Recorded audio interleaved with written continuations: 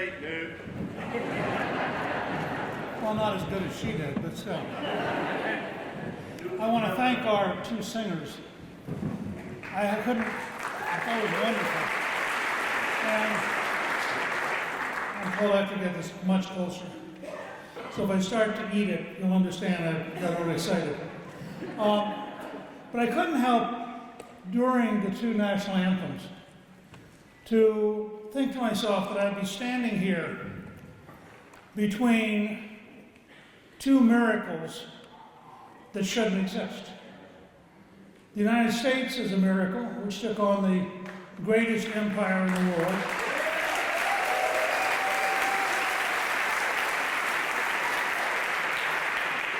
Israel is a miracle, which had to take on all of its neighbors.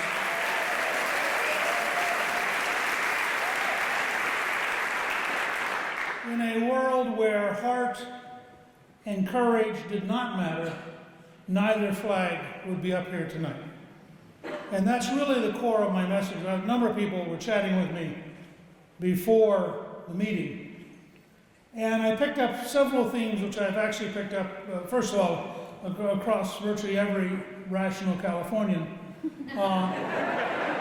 Notice I didn't say conservative. I said rational. Because this is a state which is right at the edge of being committable in terms of lunacy.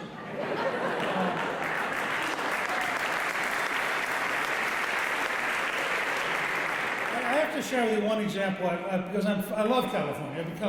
I've been reading about California and coming to California since 1961. And I think it's an amazing state. And every time I get off the plane at LAX and I go to the In-N-Out Burger, I feel like once again become part of the promised land. Even if it's not quite the promised land, but that flag promises. But still, by the American standard, this was in fact for a very long time the promised land. And I've watched the state go through a period that is really quite unusual. And the example that we picked up over the weekend, I hope you don't mind my taking this detour for a second, but it will illustrate in a minute, I think, the core problem that every rational person has in politics today. In San Francisco, the city which has produced the current Speaker of the House. And if you think about it, when I tell you this anecdote, you'll understand a little better the current Speaker of the House. In the city of San Francisco today, if you walk your dog without a pooper scoop, it's a $320 fine. On the other hand, if you defecate on the street, it's an acceptable behavior. So if you're a dog walker who's standing next to some poop and the policeman walks up, you immediately claim it's mine. It's not the dog.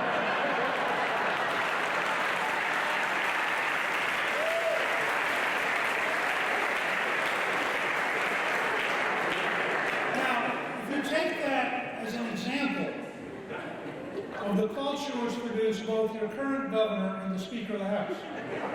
Almost all of their behavior becomes understandable. They're crazy. And if you just say, they're not liberal, it's not about liberal conservatives, it's about crazy, not crazy. And that's what we are. And so a number of people said to me, because there's this underlying spirit of despair, both among conservative Jews who are very concerned about anti-Semitism and can't understand liberal Jews who don't seem to understand that anti-Semitism is real, and also among Californians in general who believe in a rational system and just don't understand what to do. And so my core message, and I'll talk a little more about specific policies, but I really have a core message which is much deeper and much different.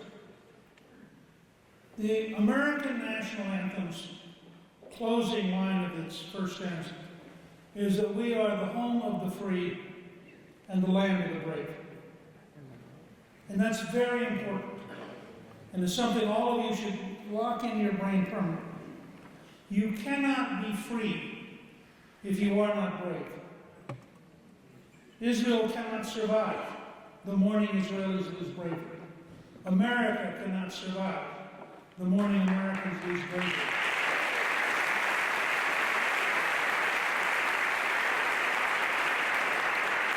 I think while we were waiting for everyone to get in, we were chatting backstage, and 10 or 15 different people said to me, what do we do?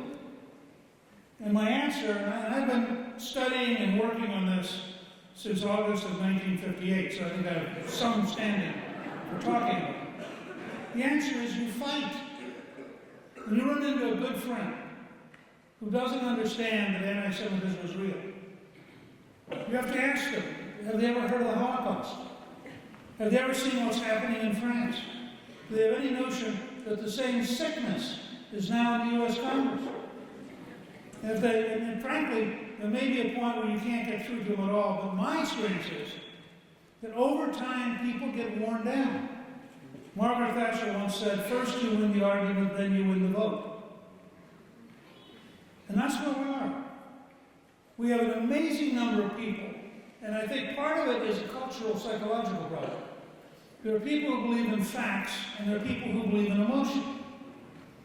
I mean, if you want to understand the entire career of Joe Biden, it is that he really loves emotion. And he really feels deeply about feeling deeply.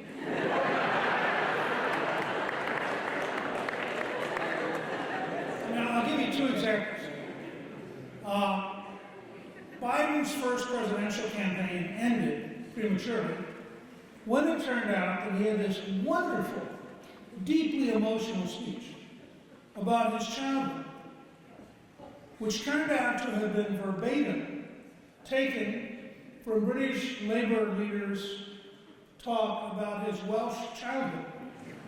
And somehow, Biden had integrated into his brain that growing up in Scranton was a Welsh coal mining village. And it just destroyed his campaign. He wasn't well known at that stage. And when you're somebody who steals an entire speech from a foreigner, steal speeches from Americans, it's not quite as bad. But to reach out to Britain to steal a Welsh speech just struck the average reporter as goofy. So one of the great failures in my life, and this is an illustration of the failure of Republicans to fight. One of the great failures in my life was the debate in 2008 between Biden and Palin. You can look this up, the transcript is available online. And there's a point in the debate where Biden says, if you want to understand the middle class, come with me and go down on a Saturday morning to Kate's restaurant where I go regularly. Well, for some reason, I knew that was impossible. And so before the debate was over, I called a friend of mine in Wilmington, and I said, when did Kate's restaurant close?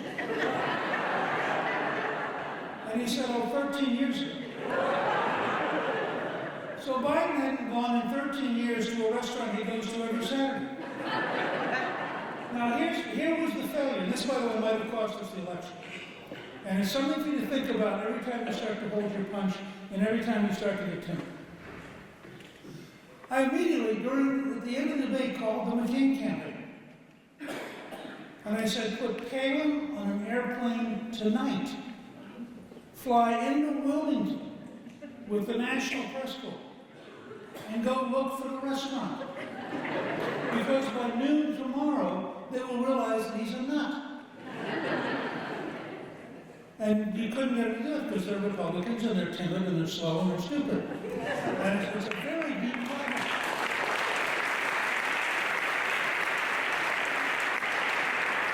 All too often, our party resembles the scene in Animal House where the dean says to one student, going through life fat and stupid is no way to do things.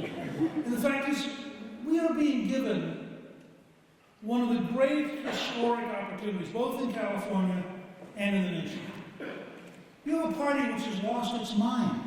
The Democrats, your opponents, are literally out of touch with reality. And they are trapped now in a position that is unsustainable. But part of the trick is you have to fight and you have to make noise. So, for example, and by the way, we should set as a minimum goal 10 congressional seats in California. I am sick of a party which, when I say this, having brought us out of the wilderness after 40 years. rather than have some standing that says this. I don't want to be told, well, maybe we can get 2 seats. 2 seats means we're a minority.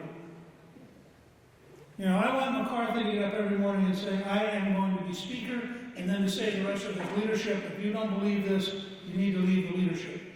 And I want him to come to California and say, let's go after every single seat, and you have a couple starting points. You want to organize a petition drive in every single district, every district, for them to repudiate anti-Semitic members who should be stripped of their committee assignments on the grounds of what they're doing in Cuba.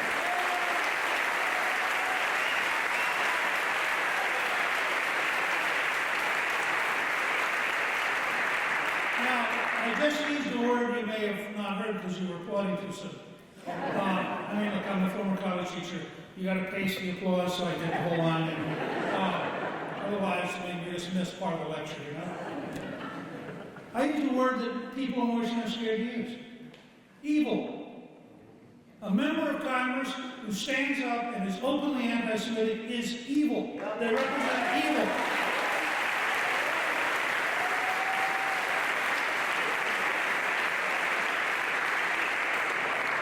For the first time since the Holocaust, politicians in Europe and politicians in America are willing to coexist with evil and are afraid, lack the guts to confront it, and to say, how dare you say these things? How dare you authorize this?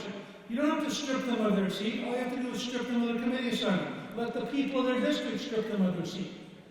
But it is unconscionable that some of the things being said in the U.S. Congress today are tolerated. And that requires that we fight, and it requires that we fight everywhere.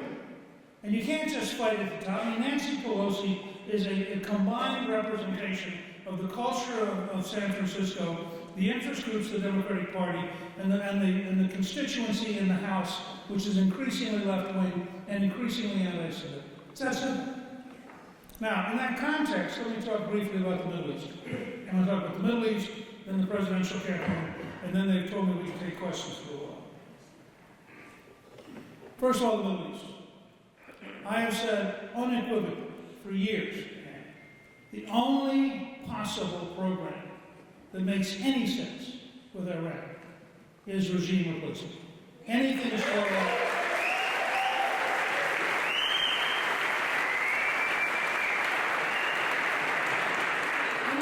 that just won't work.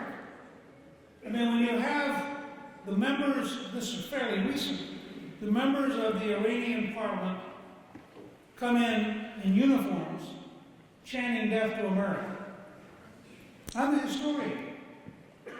My reading of history is that people who do things like that actually mean it. The death to, not death, I mean, if I were a Berkeley or a Harvard educated person, I probably wouldn't understand this, and I would explain that if I were John Kerry, I would explain death to America is actually a code phrase for large purple banana, and that we shouldn't really overreact to the fact that they were really trying to send symbolically the notion they'd like to go on a date with us, but they're frustrated because we don't date. I mean, you have to come from a very liberal elite to be able to do this stuff. And by the way, John Kerry is the most disreputable Secretary of State in American history. And to have a former Secretary of State meeting with the Iranians, undermining the policy of the American government, is absolutely, totally intolerable. And I think it actually is illegal. So, point one of the Middle East is pretty simple. We have to be for a free, democratic Iran committed to living with its neighbors and committed to recognizing the existence of the state of Israel. And that has to be our policy.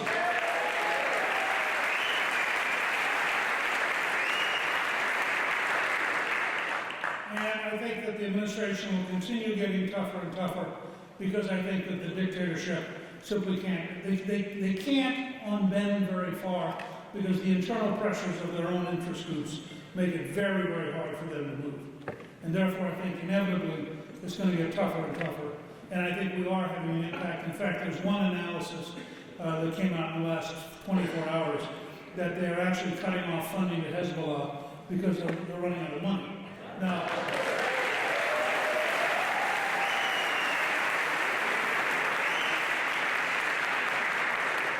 second, I think it is, and I've said this in a variety of ways, and sometimes I've gotten in trouble with being slightly too blunt, but I think it's impossible to have a peace agreement with Hamas as long as Hamas says not a single Jew will remain. I mean, again, this is not a complicated issue. If somebody says, I don't want to negotiate with any of you because I want to expel all of you, what's part two of the negotiation? Could you like only expel 90% of us? I mean, this is crazy. And one of the reasons that the conflict and the violence in the Middle East has run as long as it has is that the Europeans and the Americans block Israel from the logical conclusion. Normally in history, if somebody loses a war, they know they lost it. You know, when the Germans lost World War II, we locked up 85,000 Germans a year after we occupied the country. And we went after every Nazi that we could find. I mean, we didn't say, oh gee, you know, we really feel bad about this, why don't we find some way to make sure that good Nazis are allowed to stay in office? Because we said there are no good Nazis. Well, the fact is, the people of Gaza have got to reach a conclusion at some point that their lives are going to remain terrible as long as Hamas is in charge. And every dollar which is used, I mean, every time the United Nations or the Europeans send concrete to Gaza and it ends up in a tunnel going into Israel, there should be an enormous outcry by the United States and by Israel to really drive home the notion that this kind of stuff is not humanitarian aid. It is military aid to a country whose leadership says they are dedicated to the destruction of Israel. And that just requires a level of clarity and honesty about how the world works. So I think that we're in a period of dramatic change. I think it's fast. We could not have gone back 40 years and imagine, for example, that the Israeli and Egyptian armies collaborate in the Sinai, which they do. They're both hunting down ISIS. You couldn't have gone back 40 years and imagine the level of cooperation now between Israel and Jordan. I think if you watch, you're going to see the UAE and Bahrain and others, including the Saudis, increasingly willing to work with Israel because they have concluded that the greater danger to them is Iran. And frankly, Israel is an enormously powerful ally if they end up in a fight with Iran. And so the region is changing some. Now it's also changing to our disadvantage. I mean, Erdogan, the head of Turkey, is deeply committed to replacing Ataturk and moving back towards a more Muslim country. And that is an enormous challenge for all of us. So it's a mixed bag, but that's the nature of the region. And part of what we have to do is recognize we're not going to get to a perfect environment in probably our lifetime. So we're going to be constantly managing tension. We're going to be constantly managing conflict. And we have to relax and say, yeah, that's the nature of the region, as long as those things work to the advantage of people who want to be free and to the advantage of people who want to be pro-American. And in my mind, this is why I was very delighted. And this, by the way, is an example. I used to talk, we spent 16 years trying to create a majority. When I arrived, we'd been in the minority for 24. I'd run 3 times, lost twice, so I'd already been campaigning 5 years. And then I took on the project of becoming a majority. That took another 16 years. And during that process, we developed the term cheerful persistence as a way of sort of describing how we do things. Well, a minor example of cheerful persistence is, when I was Speaker, I authored the bill to move the embassy to Jerusalem.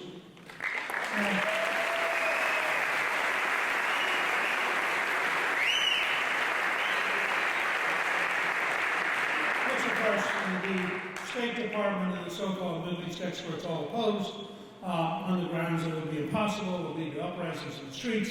By the way, none of the things they said would happen happened. But I authorized, so we passed it. And the only way we could get Clinton to sign it was to have in there that presidents could waive it on national security grounds. And so, of course, every single year, it has to be waived twice a year. Every single year, they waive it. And we'd say over and over again, and when I campaigned in 12, I said, look, I immediately, allow it to happen. And Trump finally did allow it to happen. And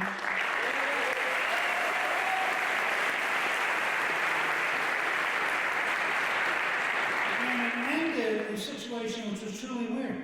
This was the only country in the world that was not allowed to designate its own capital. It was Israel. And so by putting the embassy where they said their capital was, we actually recognized the right of Israel to be a full nation and a fully sovereign country. And that's what we did.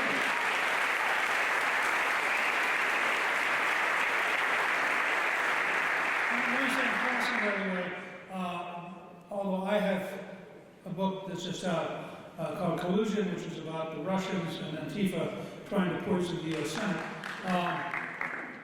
I actually want to spend a moment selling a different book, which is Yaakov Katz, the editor-in-chief of the Jerusalem Post, has a terrific new book that just came out called Shadow Strike, which is the Israeli destruction of the Syrian nuclear reactor in 2007.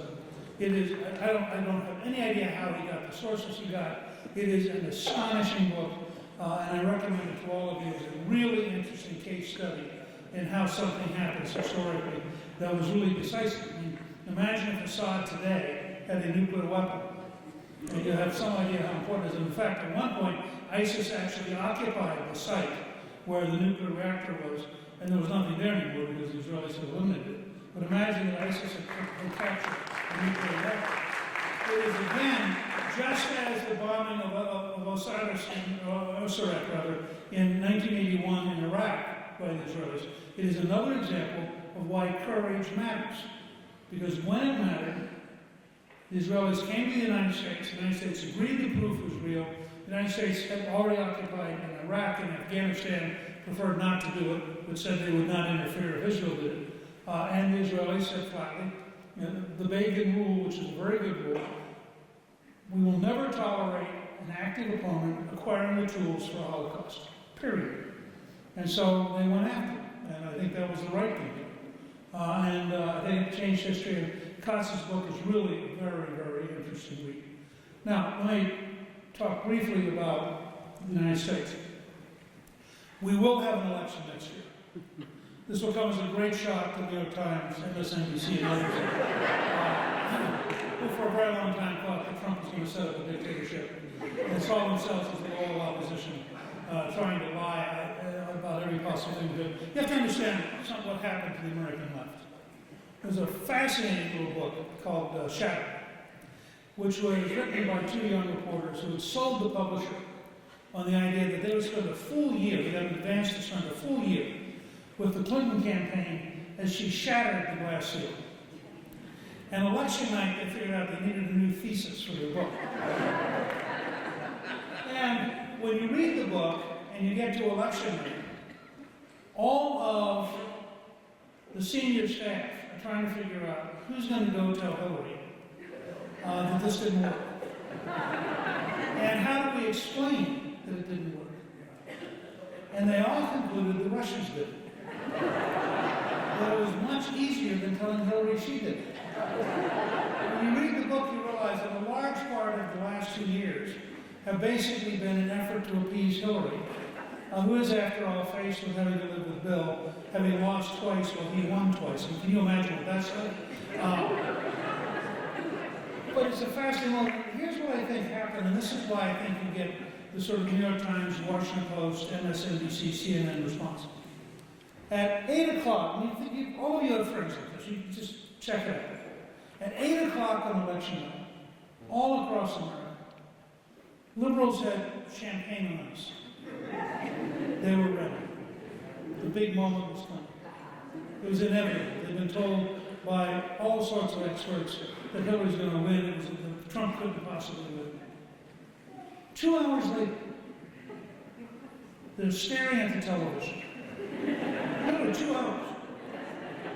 And they're realizing, one, Hillary will lose. And two, if Hillary loses, Trump will be president. Now, I think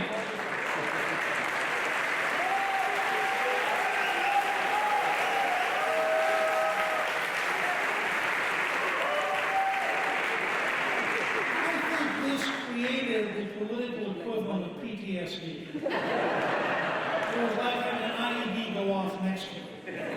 And part of Trump's genius is that every time they start to recover, they wake up in the morning, and he's tweeted 5 or 6 times before.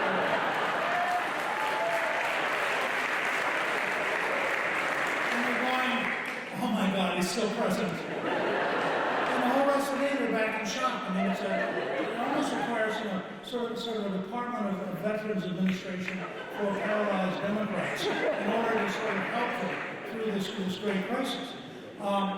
So where are we?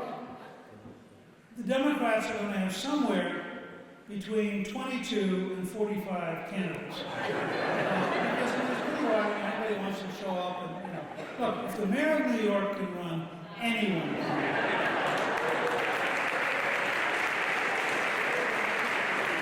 I mean, the word has gone out across the land. If you are bored with your current job, run for presidency. I think there's one of 2 outcomes of their nominating process. The most likely is that they'll nominate Biden because he is the front runner, and while he's basically a goof, he is got a big enough lead, and there's nobody big enough right now to take him on. The second possibility is that as people watch Biden, they will realize that he is such a big goof that they can't really nominate him. In which case, I actually think now, in a way that I haven't seen in a long time, it'll be wide open. I think it'll be very hard to figure out, certainly this far out in advance. And at this stage in 2015, I was already beginning to be pretty certain that Trump was going to be the nominee on our side. But I can tell you right now, I don't see any certainty if it's not Biden.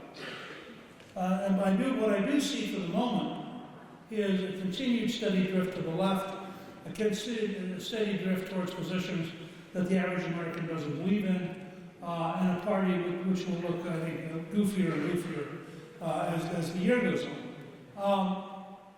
So that's their side. On the Republican side, Trump is one of the most amazing, whether you like him or dislike, he's one of the most amazing phenomena in American political history. Yeah.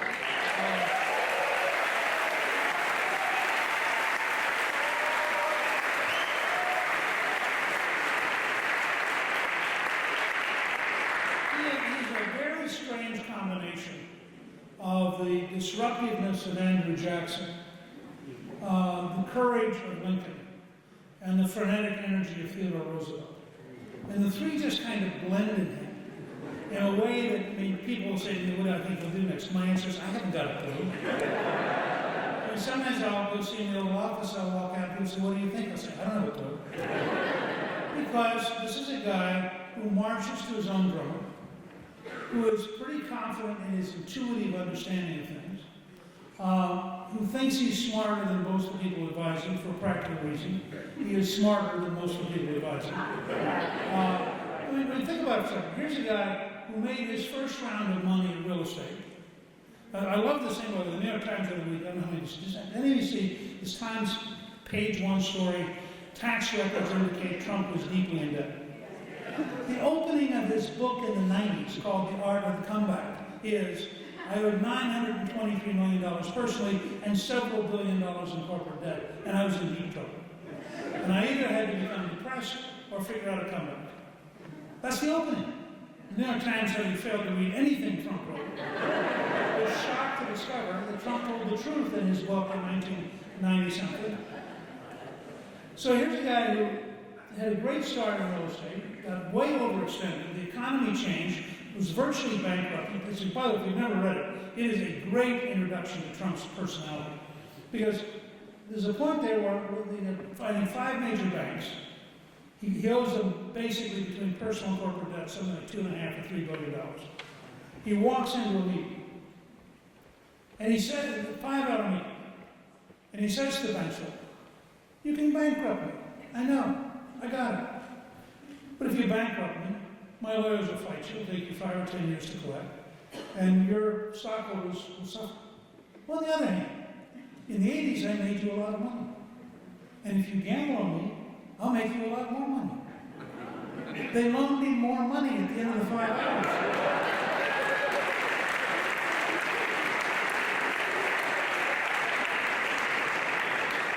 He then, having gotten bored with being a billionaire and New York celebrity, wanders off and invents a reality TV show, which for 14 years is on television. For 4 years, it's the #1 show. Now, part of it is, you want to know about his personality, what's the most famous line from the show? "You're fired," right? What do you think that kind of guy's like? I mean, he loves saying it. He doesn't actually like doing it. Very seldom fires anybody directly because it doesn't want to hurt their feelings. So he tries to get somebody else to suggest it to him. Nobody in the Washington Press Corps ever saw The Apprentice because it didn't come on after Downton Abbey, and it wasn't on PBS, so they had no idea what was. And here's a guy who has intuitively understood his audience well enough to survive 14 years in a reality show. He then invented the best-selling tie in America. He had, I think, 18 golf courses, a whole bunch of hotels. And people keep thinking he's stupid. And so, unlike Mitt Romney, who was also very successful, very wealthy, but who understood that under modern political correctness, you're not allowed to be happily wealthy. So Mitt didn't want to run as a really rich guy who knew a lot about being rich. How does Trump introduce himself to run for president? He and Melania come down this huge, long escalator into a marble space in a building which is modestly called Trump Tower. And what is he saying? He's saying, I know how to win, I know how to be rich. Wouldn't you like to have a president who likes to win, and wouldn't you like to get rich? If you want those, I'm going to.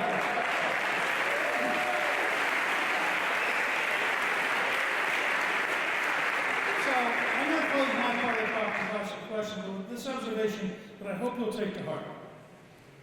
I worry less about re-electing Trump than I worry about picking up 10 or more seats in California.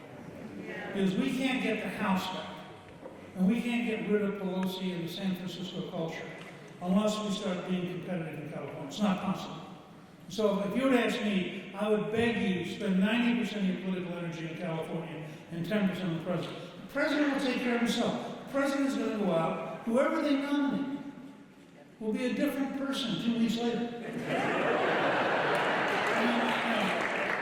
Remember when Trump went to CPAC and he spoke for 2 hours and 18 minutes? He did it, I think, for 3 reasons. One is he was having fun.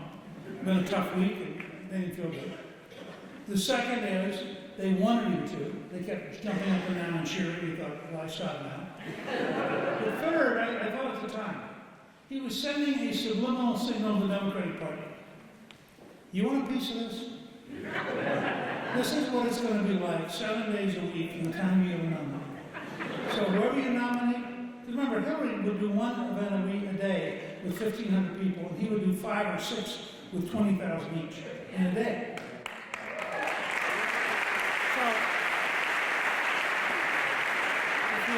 Stays good, my prediction is he'll win. If we have the guts to tell the truth, and the Democrats stay where they are now, I think this could be like 72 or 84, and the country could just go, you guys are crazy and I'm not going to be with you. But to do that, you've got to have candidates on the ballot, they have to have resources, they have to have an opportunity. I think you have a chance in this state to change the history of the country, particularly in the House. And then let us once again, if we could go in, something else. If we could go into the next term with a few more Senate seats, recontrol the House, sizable presidential victory, I think the amount he'll achieve in the following 4 years will dwarf everything he's achieved now. And what he's achieved now is truly historic already. Can we take questions? Okay.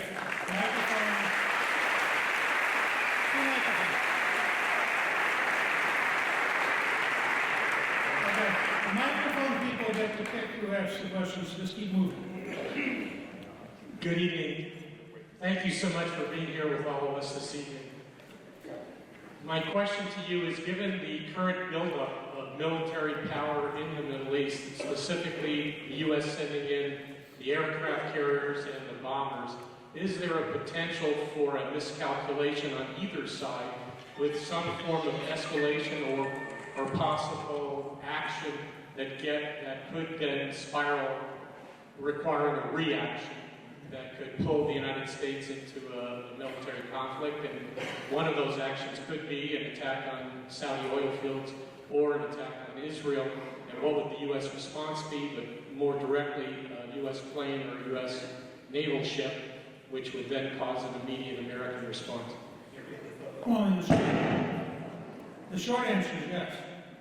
I mean, the fact is, if we end up in a situation which we're moving towards, and you've already had 2 or 3 hit attacks on pipelines, you've had at least 2 tankers that have been hit. So, I mean, there is a gradual escalation, partly because the Iranians are desperate. I mean, the tighter we make the sanctions, the less money they have, the less they can pay off people, and they're beginning to realize that, in fact, the Europeans can't rescue them, and the Russians can't rescue them, and the Chinese won't. I mean, so all those other folks they were counting on are not providing countervailing support. Trump this morning tweeted, if the Iranians do attack, we will eliminate the government. Now,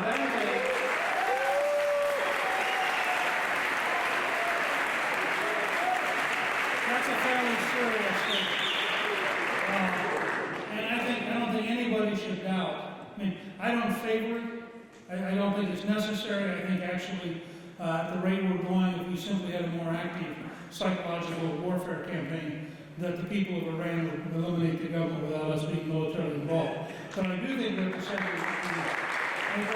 the Iranians, any action which is an overt military action will be met at the appropriate level with overwhelming force, whether that means bombers or it means aircraft carriers or whatever it means. What you can't tolerate is the Iranians trying to gradually increase the pressure and cut off Saudi oil and do things like that. The other side of this, by the way, and where Trump has made such an enormous difference from the last administration, we are now, for the first time in a long time, the largest producer of oil and gas in the world. And we have much greater capacity. The world essentially has a surplus of oil, so the Iranian leverage is much smaller than it was.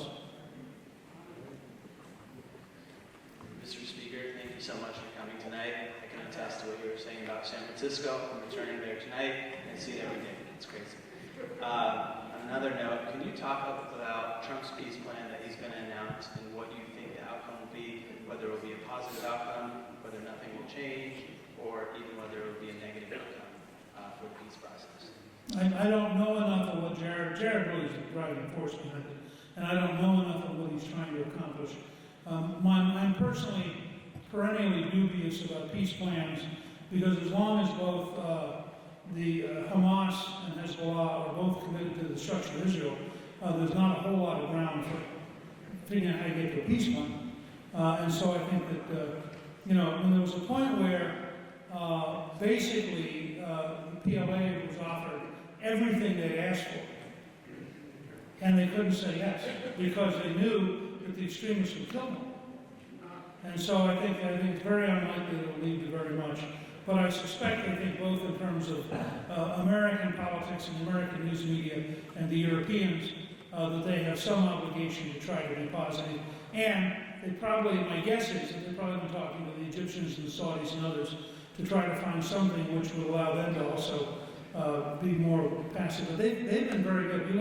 You look at how little they complained about the embassy and how little they've complained about the Golan. This is not the world we had 10 or 15 or 20 years ago.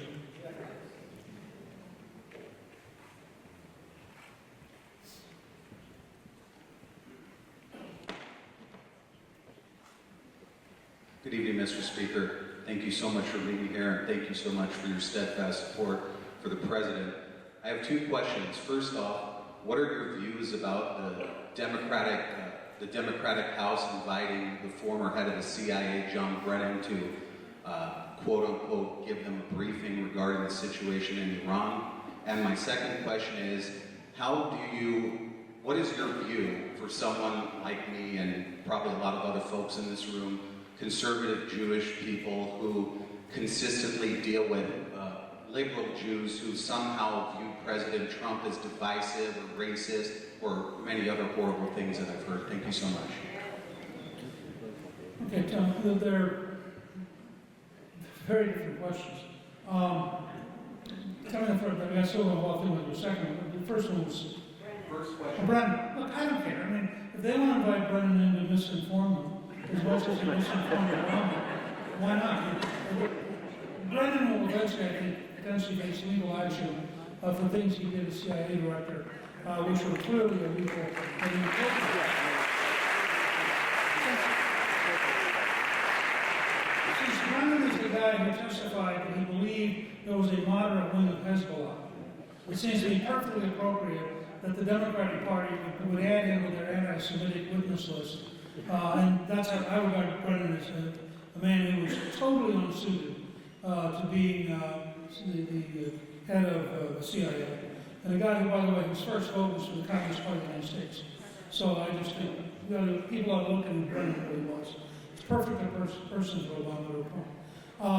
I think that your second question was on the... Second question is regarding Trump, okay. Look, here's the easy answer. Okay. From the standpoint of anybody who is Jewish, the only people who are racist in the U.S. Congress are Democrats. Period. They are openly, overtly anti-Semitic.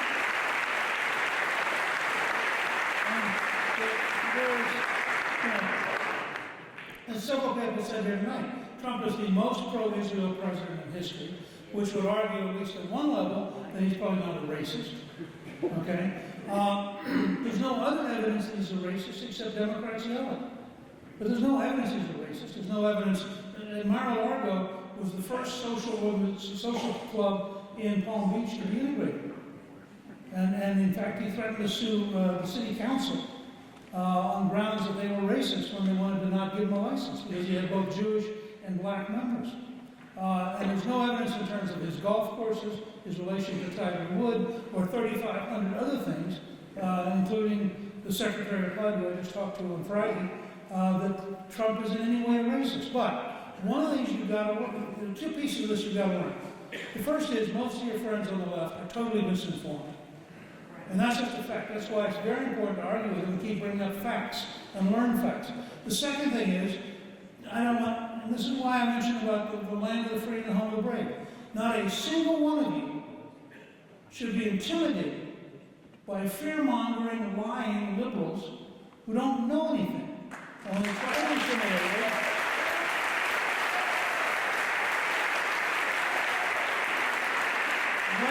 when they try to intimidate you, you should say to them, this is about the survival of the United States and the survival of Israel, and I am not going to let you try to browbeat me, nor am I going to let your teachers will browbeat your children, nor are you going to allow anybody in the news media to browbeat you.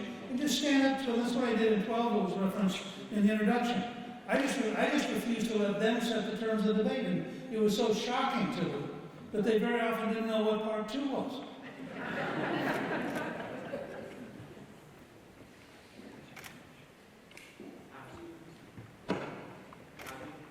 And now I have to turn it on.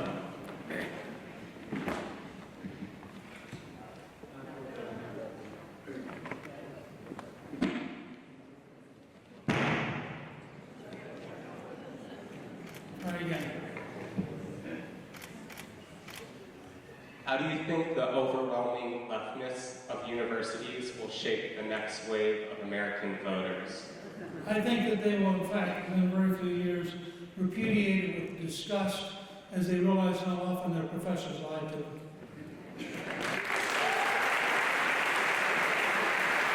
But, in this audience, let me make 2 points. The first is, when your children come home and have been lied to, you should say to them, your professor's lying to you. And if they say, but they'll give you a bad grade, you should say, fine, we will file a lawsuit.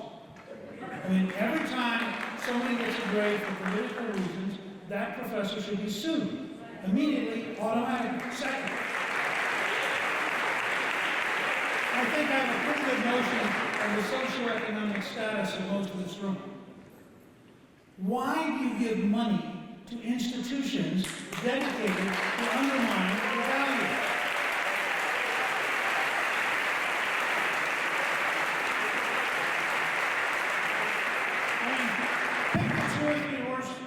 this, I'd be very curious, I'm not asking you to do this directly, although it'd be fun.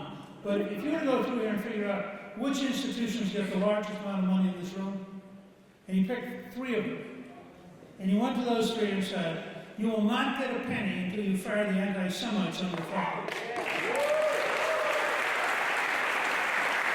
It's a free country. You don't have to give money on. And if enough people did it on enough fronts, you would suddenly find that the former faculty were chastened and had to actually go get a job, and that the new faculty were much more reasonable. But this is how you change a society. They're willing to fight. They believe in what they're doing enough that they run over us every chance they get. We are not willing to fight back, and then we wonder why the side that's willing to fight is winning.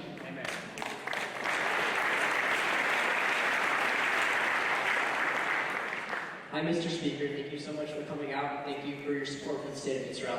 So I have 2 questions. One, what are your thoughts on a negative income tax? And my second is, do you think we're going to get a balanced budget amendment anytime soon? I don't think much about a negative income tax. I much prefer the Trump approach, which is to simply have the economy grow enough that nobody's got enough income to be a negative income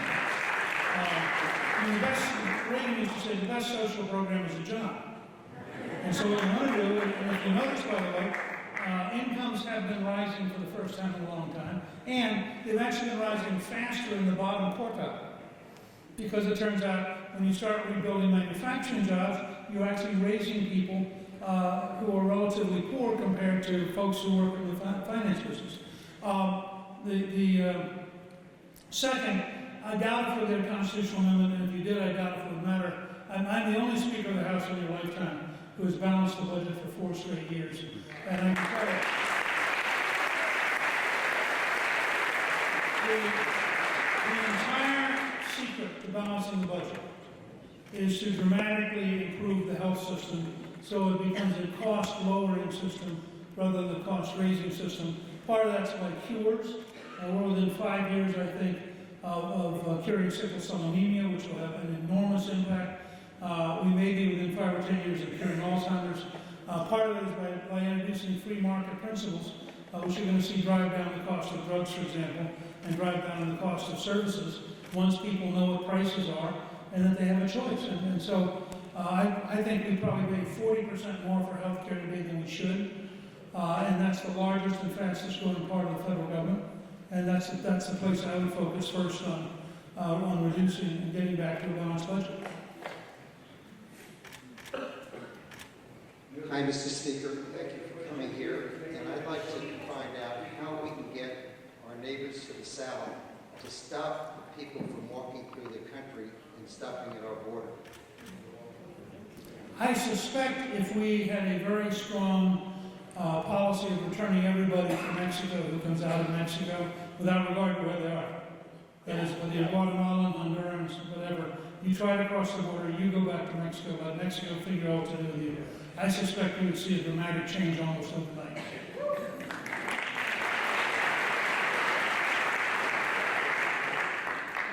I don't want to bore you all this, but take 1 or 2 more questions. And I think there are a couple of people up here who are anxiety ridden.